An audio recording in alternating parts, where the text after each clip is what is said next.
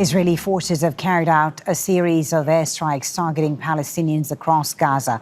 Several people were killed in overnight attacks in Khan Yunis in the south, Jabalia in the north, and Deir el-Balah in the center of the Strip. More than 900 Palestinians have been killed since Israel broke the ceasefire with Hamas 12 days ago. Despite the ongoing Israeli bombardment, Palestinians have held prayers to mark the end of the fasting month of Ramadan and the start of Eid. Just as they have throughout the war, they prayed among the rubble and destruction caused by Israel's attacks on the Strip. Let's bring in our Tareq Azzoum, who's in Deir el-Balah, central Gaza, for us. Tareq, more Israeli strikes across Gaza, which means Eid is once again a time to mourn, not to celebrate. Yeah, that's right. Today marks the first day of Eid al-Fitr, a time that must be filled with joy and celebration. But in Gaza, the sound of bombardment, in fact, and ongoing artillery shelling drown out the calls to prayer. We have seen that since dawn today. The Israeli airstrikes and artillery shelling continue to devastate neighborhoods, even at a time that Palestinians try to observe the holiday under the Israeli siege. We have seen today that Palestinians have no homes to return to, no festive meals to prepare, and no sense of safety at all. Since dawn, we are talking about 9 civilians being killed in separate airstrikes in Gaza City, and the concentration has been pretty much on the southern part of the territory. We have also seen during the early hours of this day that cemeteries have been absolutely overwhelmed with families visiting the fresh graves of their loved ones, and instead of gathering for traditional celebrations, we saw children who used to wear beautiful clothes in this day are absolutely hungry and traumatized, struggling to have and to enjoy this significant celebration for them that they used to draw happiness on the faces. The ongoing Israeli attacks, in fact, is drawing a very somber reality in Gaza. For example, earlier today, I've seen in the morgue of Al-Aqsa Hospital, a Palestinian mother brought her daughter to bid farewell for her father who was killed yesterday, and a strike on a group of Palestinians were breaking their fast on the coast of Deir el-Balah, a sign that the misery here on the ground has no end in sight, and the Israeli military apparently is still ongoing with its military offensive, destroying all sorts of life in Gaza.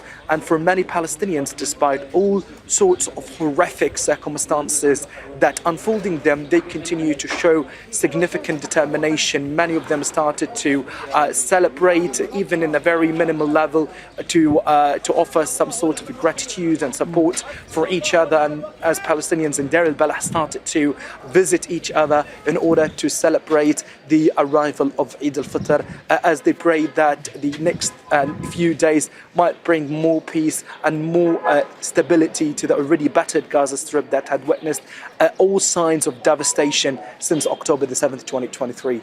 Thank you, Tareq. Tareq Azzoum, live there in Deir el-Balah, central Gaza. Let's now bring in Mansour Shouman, who's a Palestinian journalist and humanitarian worker who lived in Gaza until March of last year. Thank you, Mansour, for being with us here on Al Jazeera.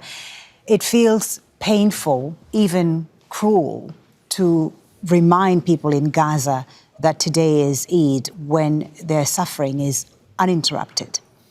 Correct. I was speaking earlier with family members and friends back in Gaza, and they will continue to fast because there isn't food in Gaza. They will, I mean, normally in Gaza, people's homes and doors are open, families would visit, there would be celebrations, people would plan their weddings very shortly thereafter. But right now in Gaza, the Eid prayers and the prayers for those that have been killed earlier today or yesterday are combined together. Right now in Gaza, instead of listening to the takbirat, Allahu Akbar, God is greatest, in the masajid, which are not around in Gaza anymore, people are listening to the shelling of the tanks and the airstrikes around them all the time. Instead of people having dates and having different cultural foods and right. drinks and visiting each other, Right now, people are visiting each other and mourning for the dead. Yeah. So yes, you are right. People there, they do not feel Eid. For them, they will continue to mourn, and it's a big shame. Like they had a lot of, for 17 months, they were expecting more from the world at large, but I think the world is letting them down. However, the Palestinians on the ground, as the world is seeing, continue to remain steadfast. Yeah. They won't go back to what happened to them in 1948 and 1967, right? They're going to continue to remain steadfast on their land and continue to resist in all ways. The steadfastness that you mentioned and this resilience, I think it's important that we just focus on that for a moment, because despite this grief and loss that people are experiencing, it seems that Palestinians in Gaza are still finding ways to express their faith and resilience on this day, as we saw in the pictures earlier. Yes, correct. So from a religious perspective, the Palestinians on the ground in Gaza will continue to do the Eid prayers, as you've seen from the early mornings. Wherever possible, the brothers and sisters, the mothers, the fathers, the grandparents, the children will visit each other and make sure that the social bonding, the social structure that has been historically strong in Gaza continues to be uplifted, continues to be strong. There's a very great respect for elderly in Gaza as well. So the elderly lead these visitations. They ensure that if there are any issues or quarrels between members of family, they get resolved during Eid. What about the children? I mean, because Eid is a joyful moment for children. That's when they get sweets. That's when they get the cash. Yes, correct. But for the children of Gaza, this is not happening. Unfortunately, there is an issue of liquidity in Gaza. For weeks now, no new currency has come in. It's the same currency that gets circulated all around, and a lot of it has worn out. Right. Yes, unfortunately, the children of this generation will not experience the idea and the celebrations that their older siblings has experienced for many years. And yes. I wanted to ask you, Mansour, about Palestinians in the West Bank, because they're also under occupation and facing Israeli attacks. How is their experience of Eid different from those Palestinians in Gaza? I mean, do you get a sense that this arrival of Eid deepens the sense of division and helplessness of Palestinians, whether in Gaza or in the occupied West Bank? Yeah. The occupied West Bank right now, there's almost a media blackout on what's happening there. Al Jazeera was banned. Any journalist that really tries to report on what's happening on the ground gets shut down, gets administratively jailed. You have 1,000 checkpoints in the West Bank and Jerusalem, right? People live in little ghettos right now in different cities and towns and refugee camps in the West Bank and Jerusalem.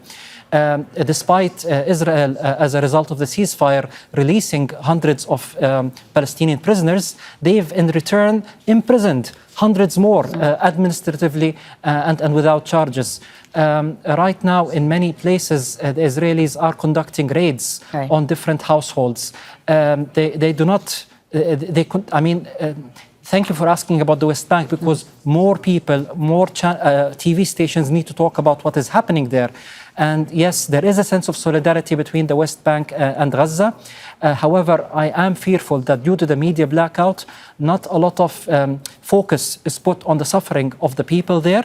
And however, the Palestinian resiliency and the Palestinian spirit continues to live on, together with people all around the world that continue to support them with all ways possible. Mansour, thank you so much. Thank you for talking to us about this. Mansour Shouman, a Palestinian journalist and humanitarian worker, joining us on Al Jazeera. And Eid Mubarak to you. Thank you so much. Make sure to subscribe to our channel to get the latest news from Al Jazeera.